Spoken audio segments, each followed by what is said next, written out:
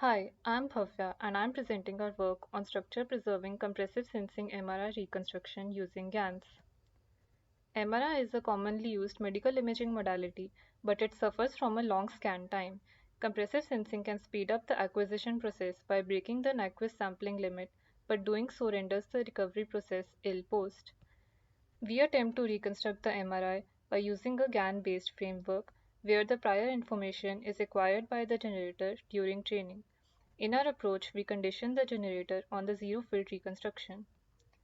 Our key contribution is to preserve the structural content of the output as well as to make reconstructions robust to noise.